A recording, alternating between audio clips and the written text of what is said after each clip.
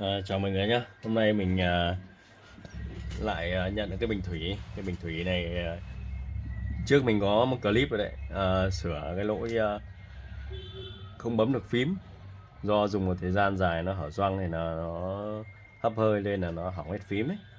Các bạn có thể xem lại video nhé. Hôm nay thì mình nhận nó trong cái tình trạng như này này. Các bạn xem video này. Đây mình cấp nguồn nhá. Cấp nguồn đây này. Đấy, cấp nguồn như này là bóng sáng là nó đang đốt nóng nhá. Mình bấm nút để mở, để bấm nước ra này. Đấy, mình bấm bấm để lấy nước ra thì nó ngắt nguồn này. Đấy, bấm nước này, lấy nước này, lấy nước ra này, ngắt ngắt luôn nguồn này. Đấy, bấm nước, bấm ngắt nguồn. Nó giống như kiểu nồi Toshiba nó không nhận nổi ấy. Các bạn bấm cái là nó ngắt nguồn luôn. Mình trong quá trình sửa nhá, mình sẽ tháo cái dây ổ ấy, dây đốt cấp cho cái mâm đốt chính ấy, để đun nước ấy. Để tháo ra này, và mình tháo luôn cả cái cây cấp cho dây ổ nhá, để trong quá trình mình test cái nước này nó không bị ảnh hưởng gì nhá. Đây, các bạn dò ấy, dò từ cái sợi đốt về, dò từ cái mâm đốt chính về. Đây là bên này dơ le nhá. Đây các bạn nhìn này, zoom để các bạn xem này. Đấy, nó có một chân phải, mà một đây chân bên trái này, chân bên phải này. Các bạn rút chân bên này nhá. Các bạn dò đến cái chân mâm đốt ấy.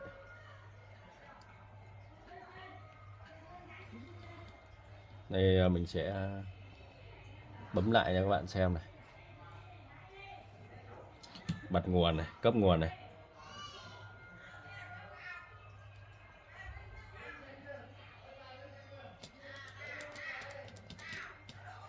Cái này thì khi mình rút cái mâm đốt ra, rút cái phần cấp cho mâm đốt ra thì nó sẽ không có nguồn để nó cấp cho nguồn nuôi nhé. Đấy,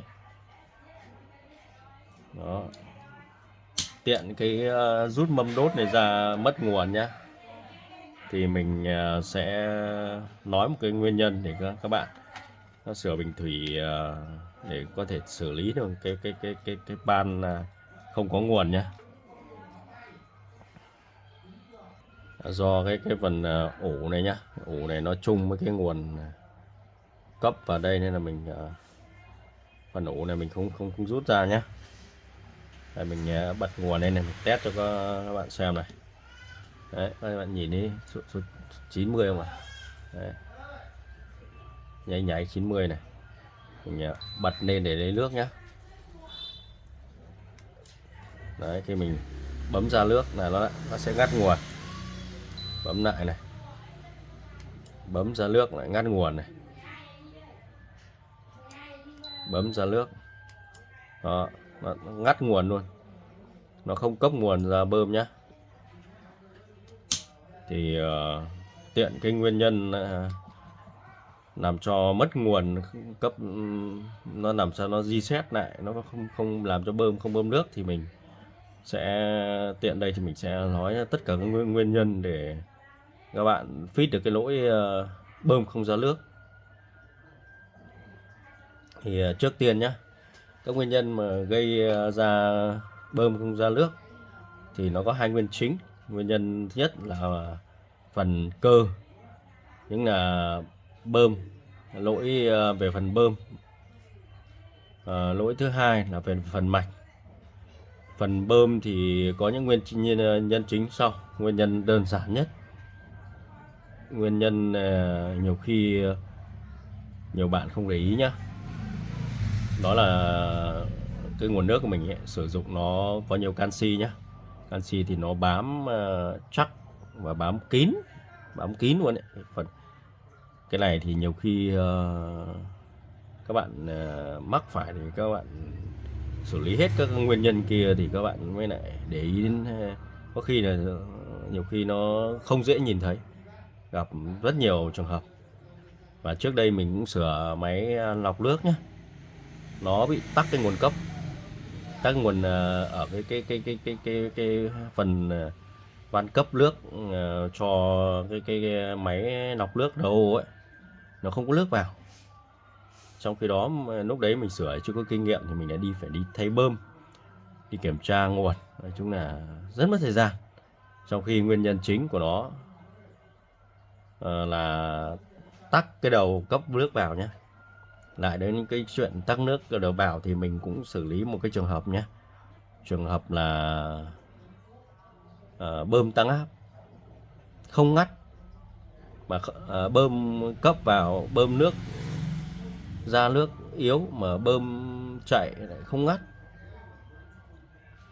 Mà nguyên nhân chính cũng liên quan đến cái phần chỗ van mình mở ra để cấp nước đấy, nên là mình phải đảm bảo cái đầu vào chưa ok thì dù cái mạch của mình có ok, có cái bơm mình có hút ok đi chăng nữa thì nước nó cũng không ra và cũng không cấp nước được. Và chính nó cũng là nguyên nhân dẫn đến cái lỗi đấy, như một lỗi mình nói ấy, trên máy lọc RO ấy, nó chạy mãi không ngắt, mà mà lại ít nước ra đấy. Trên máy bơm tăng áp, cái máy bơm tăng áp mà mình khi mình mở vòi ra sẽ nó tăng áp, làm cho áp lực nước mình tắm nó mạnh hơn đấy. Đấy, nó là nguyên nhân này do dẫn máy chạy nó tạch tạch đấy. Nên là cái đầu cấp vào ấy. Và nói đến cái tắc nước ấy thì mình cũng nhớ ra một cái nguyên nhân nữa. Nếu các bạn nào mà sửa bình nóng lạnh, cái phần nước nóng nó ra yếu thì cái nguyên nhân tắc phần cấp nước này các bạn gặp rất là nhiều luôn. Và cái này thì nhiều khi các bạn ở trong nhà đấy, các bạn vở cái phần vòi nước nóng và phần lạnh ra nhá, mà cái nước nó ra không đều thì các bạn có thể kiểm tra cái phần cấp nước, cái phần cấp nước nước vào ấy, phần nước vào ấy, không phải phần ao đâu, phần nước nóng đâu, phần nước vào ấy, nước mát ấy, nó tắc nhá. Thường là cái vòi nó đang đi ở cái đường ống to nhá, nó bị thu nhỏ thì mô hình chung khi nước nó chảy qua thì nó sẽ bám cạn bẩn lại ở cái phần đấy, nó bịt cái lỗ, cái ống vòi. Thường ống vòi nó sẽ thu từ cái ống to sang một cái ống nhỏ bằng một cái đoạn ống này các bạn. Cái ống mà nó đấy, cái đoạn đấy nó thì cái đầu vào nó sẽ bít tắc, nó gây ra nước cấp vào nó yếu, sinh ra là nước nóng của nó ra yếu. Nên là thôi thì mình quay lại trở lại với cái bình thủy này nhá. Cái bình thủy này thì mình qua kiểm tra thì phần cơ ok, nên là mình suy đoán rằng phần mạch, nhưng mà phần cơ ban đầu mình cũng nghi là phần cơ này có vấn đề. Tại sao là mình bảo phần cơ mới đầu mình nghi có vấn đề? Tại vì cái bơm này khi mình cấp nguồn nhé, đây mình sẽ cấp nguồn cho các bạn xem nhé. Cấp nguồn là nó có hiện tượng kêu to nhé. Đây đấy, các bạn nghe đến kêu to. Với những cái motor bình thủy này thì các bạn không có bộ cấp nguồn 12V đấy thì các bạn có thể dùng ắc quy nha. Cái này thì các bạn không cần quan trọng là cái chiều nào đâu, các bạn có thể cấp chiều nào cũng được nhé, không sợ cháy đâu. Vì bản chất của cái này là động cơ không chổi than, bạn cấp nguồn bên này thì nó sẽ quay bên này, và bạn cấp ngược lại thì nó quay chiều ngược lại thôi. nên là nó không ảnh hưởng nhá. Thì mình chỉ kiểm tra nên là nó một nguyên nhân nữa là về phần cơ nhá. Phần cơ nó cái bơm này nó bị, dù nó chạy được nhá, khi mình cấp nguồn nó bấm lên nó nghe tiếng nhưng nó chạy được, như cái phần nó nổi ở cái phần bên trong này. Bên trong này nó có một cái phần lúng cao su nhá. Cái phần đây nó sẽ truyền dẫn bằng cách làm cho có một cái đây mình đã tháo một cái motor mới này cho các bạn xem nhé. Đây này, cái phần motor này nó quay nhá, nó có phần nam châm này. Khi nam châm này nó quay nhá, thì cái phần bộ phận chuyển động ở đây này, nam châm nó quay thì cái nam châm nó dẫn qua cái lực từ nó quay làm cho cái phần cánh quạt đây nó quay theo đây, theo cái chiều của nó là nó sẽ làm cho nước nó được hút từ cái đầu này nhá. Nó hút này, nó quay như này, nó sẽ làm cho nước nó đi ra đằng ao đằng này nhá, hút vào đây và sẽ dẫn qua đằng này. Thì dùng lâu nhá, dùng lâu thì cái bên trong cái phần cánh quạt này nó có thể bị nhiều cái canxi nhá. Nước của mình thường là nó có độ cứng ấy. Nó sinh ra có cái lượng canxi nhiều, nó làm kẹt cái cánh quạt bên trong này. Cánh quạt mình quay này. Bên trong này thì các bạn có thể kiểm tra để vệ sinh nhé. Nhiều khi nó chỉ hỏng kẹt thôi. Các bạn mà nhìn cái đáy bình thủy, các bạn nhìn thấy có cặn canxi ấy, thì các bạn mà thấy cái bơm nó kêu nó kẹt, các bạn có thể tháo tự vệ sinh sạch sẽ nhé. Các bạn tháo, có loại thì nó sẽ tháo được nhé, còn có loại là nó sẽ hàn chết vào.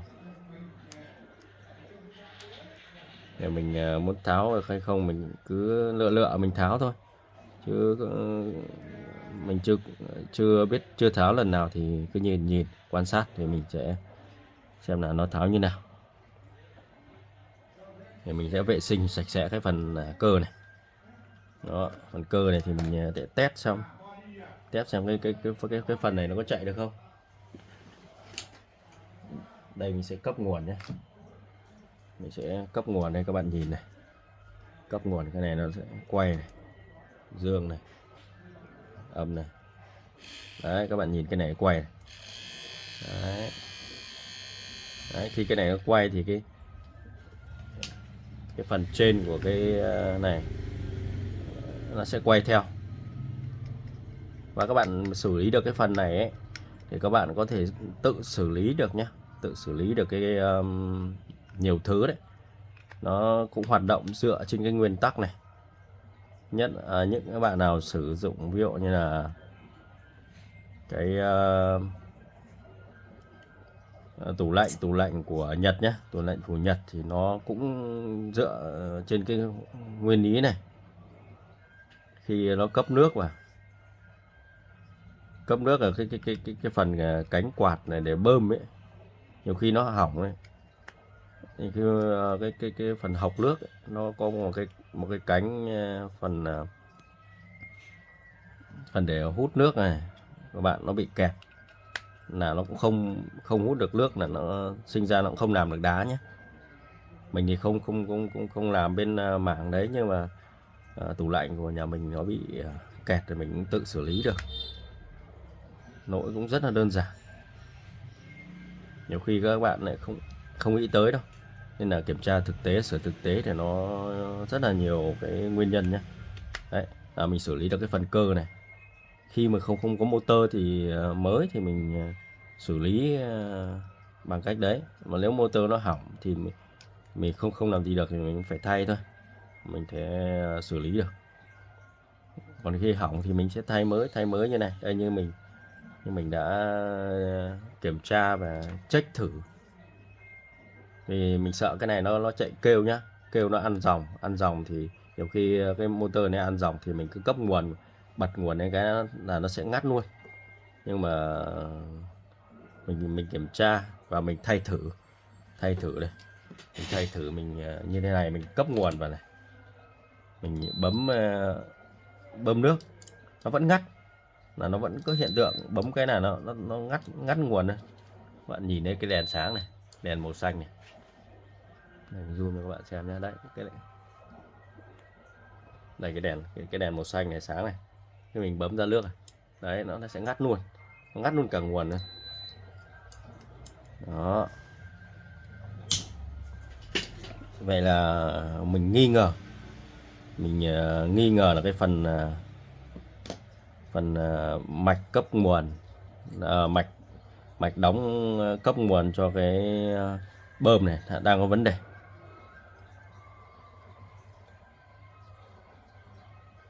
Khi mình rút ra nhé, khi mình rút cái bơm này ra nhé, đấy, khi mình rút cái bơm này ra thì mình có bật lên nhé. Đó, khi mình bật lên này, mình bấm thì lại không vấn đề gì nhá. Nhiều khi các bạn kiểm tra, các bạn bỏ phần tải ra thì này các bạn ấn thoải mái nhé, nó lại không bị sụt nhá.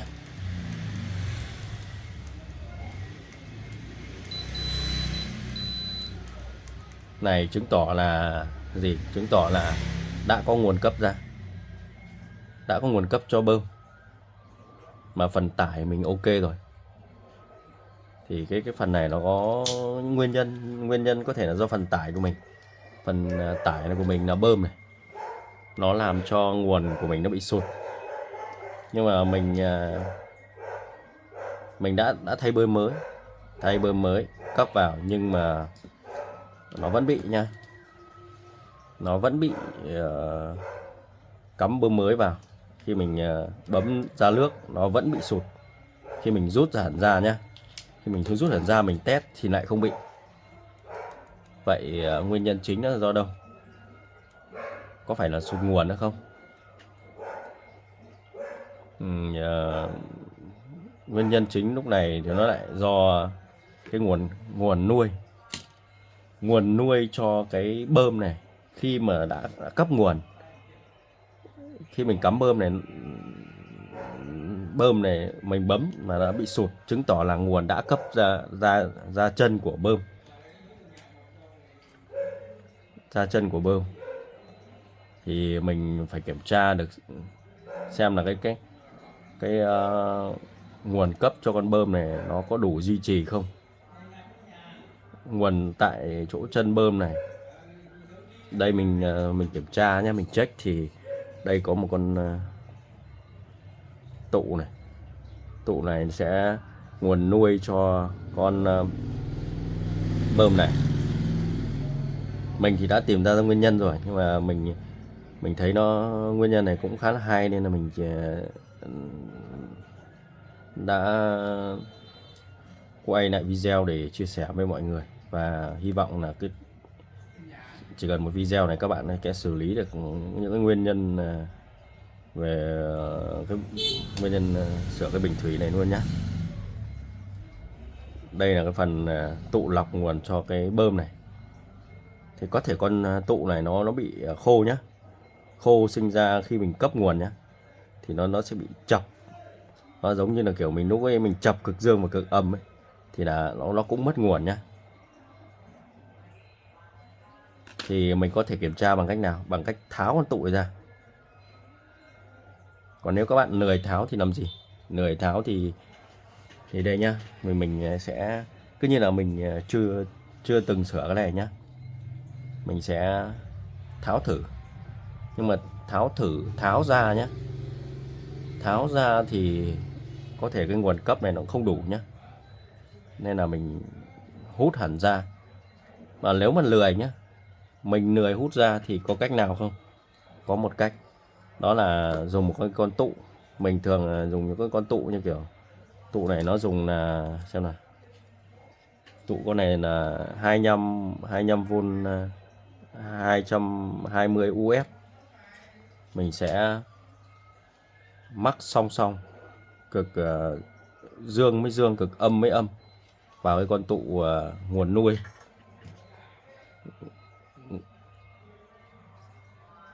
Nguồn nuôi cho cái bơm ấy, để lọc cho cái bơm để xem nó có khô không.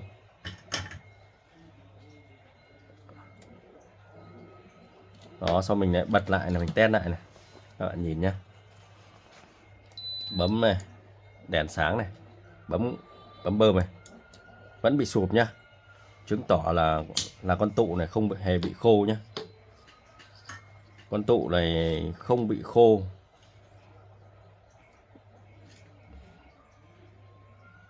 Không bị khô thì mình lại kiểm tra xem cái con chan hoặc chi ác, hoặc là dùng một con dơ le nào nó cấp nguồn để đóng cho cái bơm này. Đóng cho cái bơm này thì mỗi mạch khác nhau, nó có thể dùng chan này, dùng chi ác, dùng dơ le để cấp cho cái bơm. Như đây thì mình đã dò ra nhé. Thì đây nó sử dụng một con Q2 này, các bạn nhìn trên mạch này. Q2 này để đóng mở cho cái bơm này. Và cái con Q2 nó bị lỗi nhá, nó cũng không đóng được nhá. Nhưng con Q2 này mình cũng đã check, kiểm tra và mình đã thay thử rồi. Đấy. Các bạn nhiều gặp trường hợp con này có thể hỏng nhé, thì các bạn có thử thay thử. Mình đã thay thử và nó vẫn hiện trạng bệnh như cũ nhé, không có gì thay đổi. Cái con này có thể là phím, nhưng mà phím này thì mình đã sửa trước đấy rồi, nó trước Tết rồi, nên là nó cũng không lâu thời gian, nên là mình tạm thời mình không nghĩ đến. Vì phím này phím Pala rất là xịn, nên là trong vài ngày thì khó mà ấy được, nhưng mà cũng có thể nó bị hỏng nhá. Nếu mà các bạn chưa thay phím như mình thì các bạn có thể thay phím nhé. Kiểm tra này, kiểm tra mấy cái con diode thủy tinh này, kiểm tra những con diode thủy tinh này nhá, những con phím này thì các bạn thay mới đi. Ở đây là mình đã ấy rồi, kiểm tra nó không có vấn đề gì nhá. Mình quay lại mình kiểm tra. Mình đã đo cái nguồn, mình đã đây nhá, mình hạ xuống này các bạn xem nó dễ nhá. Đây này, mình bật đồng hồ lên.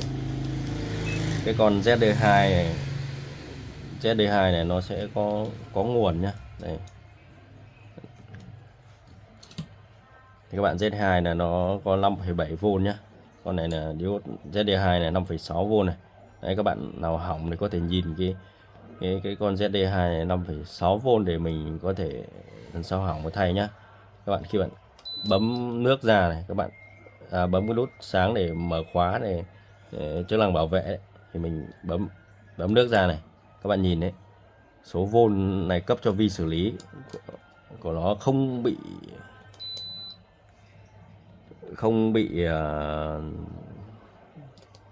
đấy, các bạn nhìn đấy, nguồn nó không bị sụp nhá, chứng tỏ là cái nguồn cấp cho vi xử lý nó không bị sụp nhá. Để suy ra nguyên nhân nó ở đâu? Nguyên nhân nó bị sụp do cái nguồn nuôi cho cái con bơm này. Con bơm này nó nuôi cho đây, nuôi cho cái con bơm này ở con tụ C5 này. Các bạn dò mạch thì các bạn sẽ thấy nó ở con tụ C5 này. Đấy, các bạn đo tụ C5 bây giờ nó có 9V này. 9,9V này. Đấy. Các bạn bấm nước, cấp nước này, bấm mở lúc an toàn này, bạn bấm nước này.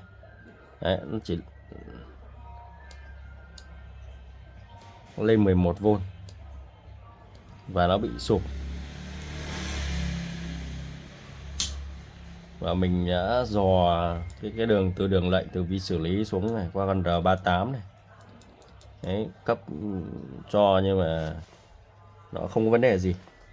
Thì mình nghi ngờ là cái phần tụ lọc nguồn này, cái tụ 220 UF 25V này. Đây cái con tụ C5 này. Nó đang có hiện tượng bị khô. Nên là nguồn cấp cho cái bơm nó không đủ. Và mình vẫn dùng cái phương pháp lúc nãy nhá. Dùng một cái tụ to hơn này. Mình mắc song song nhá. Song song với cái tụ đấy nhá. Đây, sẽ hàn vào này. Các bạn nhớ nhìn kỹ nhá. Hàn đúng âm dương với dương nhá. Không mình hàn nhầm là có vấn đề đấy. Cái tụ phân cực này nó không như là tụ AC nhá. AC thì mình không phân cực. Này các bạn nhìn này. Âm này, âm này. Các bạn nhìn này. Âm này, âm này, dương này, dương này. Đấy. Và các bạn nhìn quan sát nhé. Quan sát hiện tượng nhé. Đây, cấp nguồn này. Bấm đèn sáng này. Bấm bơm này. Đấy các bạn nhìn này. Đây các bạn nhìn cái bơm này. Đây mình tháo ra nha các bạn thấy quan sát nhé. Đấy, bơm phần mình bấm cái nút ra nước nhỏ nhá. Đấy các bạn nhìn thấy cũng đã quay rồi nhá. Đó. Các bạn bấm cái phần ra nước ra nhiều nhá. Các bạn nhìn thấy motor quay rất là nhanh. Đó. Đó. Đấy. Thế là đã ra nguyên nhân chính rồi. Nguyên nhân chính là con tụ C5 này. Con tụ C5 này bị khô.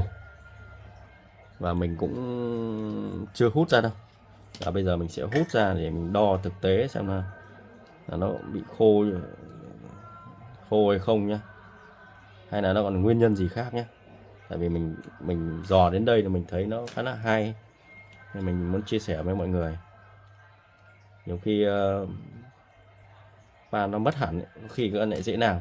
Pan nó dừng thì là mình lại không chủ quan, nhiều khi là không xử lý được.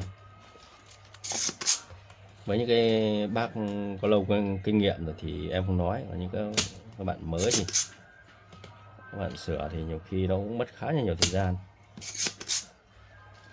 Cái này ban đầu em không nghĩ quay cho mọi người xem đâu, tại vì thấy cái này nó chỉ hỏng bơm. Nguyên nhân nó phần cơ hỏng bơm, đơn giản thay cái bơm là xong. Và mạch nguồn hỏng nguồn. Đây con tụ 220 UF này, 25V nhé. Các bạn nhìn đồng hồ này để thằng đo tụ nha.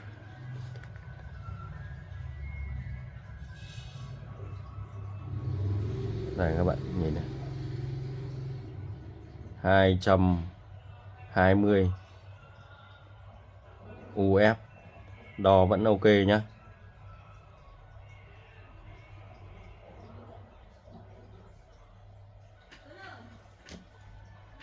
Vậy là nó đo thì vẫn ok nhá. Đo vẫn ok. Thì vậy mình thử thay cái tụ 470 UF 50V. Đây là mình không có cái tụ như cái tụ này, mà mình không muốn bây giờ mình có tụ này nhưng mà bây giờ đi tìm thì mất thời gian, nên mình sẽ thay luôn nhé. Mình thay luôn này để cho các bạn xem. Mà các bạn có thể thay luôn. Nhiều bạn sẽ hỏi là tại cái này các bạn thay không có tụ như zin, các bạn thay tụ to hơn như có được không? Các bạn có thể thay tụ bằng cái giá trị UF này nhá. Và cái vô này có thể lớn hơn nhá. Lớn hơn thì nó bảo vệ tốt hơn, nhưng thực chất khi mà nó có xảy ra sự cố nhá thì nó lại thực ra nó lại không tốt. Xảy ra sự cố nếu một cái tụ của bạn nó chỉ có 25V thôi thì cái phần này nó bị quá áp 25V thì nó sẽ lổ để bảo vệ. Nhưng con này mà nó 50V thì khi nó có sự cố thì nó lại không tốt bằng nhé. Nên là nhiều khi chưa chắc mình đã thay tụ xịn ngon mà đã ok nhá. Còn cái trường hợp đấy thì mà nó đã xông đến chết với con 250 thì vi xử lý nó cũng sẽ có vấn đề rồi. Nên là mình cứ thoải mái mình thay nhé. Đây mình thay vào này. Liệu nó có ok không? Tại vì mình cũng cái thử đến đoạn này thì mình cũng chưa thay thử. Mình chỉ thay cái con tụ nó song song là nó đã ok rồi. Đấy, khi này mình sẽ cấp nguồn này. Cấp nguồn này. Bấm nước ra này. Bật bơm này.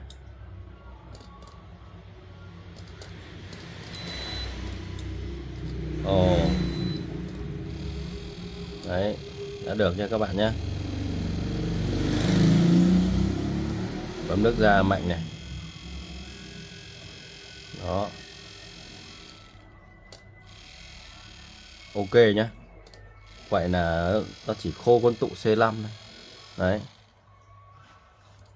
Nên là lần sau mà hỏng nhá, có thể là mình thì sửa có khi chỉ mất công tháo ra đây và thử đấu con tụ song song là mình đã test được cái pan này luôn nha. Nhiều khi mình sửa lần đầu tiên mình sờ mò thì nó rất là mất thời gian nhé. Có khi nhiều khi mình chưa biết cái phần mạch này nó hoạt động như nào, nó cấp nguồn như nào mà mình sửa có khi mất cả ngày. Nhiều hôm mình nghĩ đau đầu mình không biết mạch này nó hoạt động như nào. Nhưng các bạn mà ví dụ các bạn mà có nhìn cái mạch như này, các bạn nhìn thế này, các bạn có thể làm, các bạn xem video của mình, các bạn có thể lấy con tụ các bạn thay thử luôn nhé.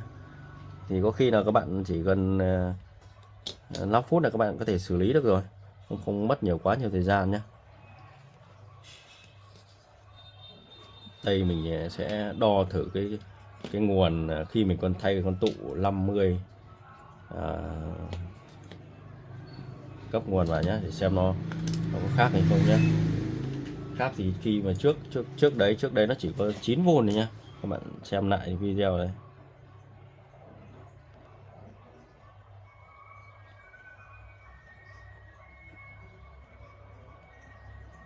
Đấy, nguồn này chỉ cao hơn một chút thôi, vẫn 10V nhá.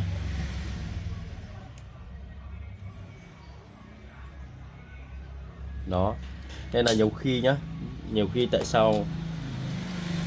sao mình sửa chữa nhá, mình sửa chữa mà mình đo, mình cứ đo mà không hề có sai số nhá, 220 UF nhá, mà mình đo vẫn chuẩn luôn, đủ luôn. Đấy, các bạn nhìn 217 này, không hề, gần như nó chỉ sai số một chút thì gần như là nó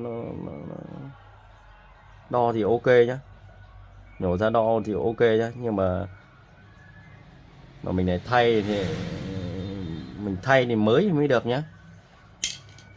Các bạn nào không tin thì pan là lúc nào gặp thì các bạn cứ thay thử cái tụ, đúng cái tụ 220 UF 25V này vào là nó chạy. Nên là nhiều khi không phải là cứ đo tụ nha, cái giống tụ này nhiều khi mình đo đúng giá trị của nó, mình thấy nó ok mình vẫn cắm vào mà nó không hỏng nhá.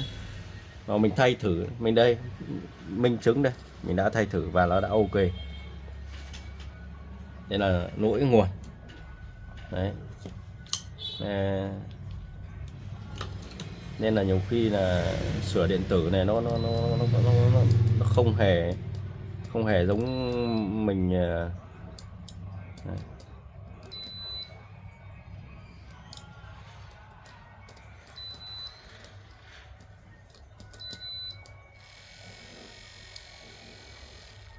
Nên là nhiều khi mình sửa điện tử mà nhiều khi cái nguyên nhân của nó do đúng cái phần mạch mình kiểm tra tại sao mà một thợ đã kiểm tra rất là nhiều thứ rồi nhưng mà nó không hề ok nhá, mà mình mà qua tay thợ khác họ lại làm thì lại ok. Nên là nhiều khi sửa các bạn phải thay thử, các bạn nghi ngờ nó mình phải thay, dù mình đo rất nó ok, nên là mình phải, nhiều khi mình là phải thử từng cái một đấy. Nhiều khi là mình sửa zin nó cũng không chạy đâu nhá. Nên là mình cái ý là mình phải có kinh nghiệm, mình sửa theo thời gian.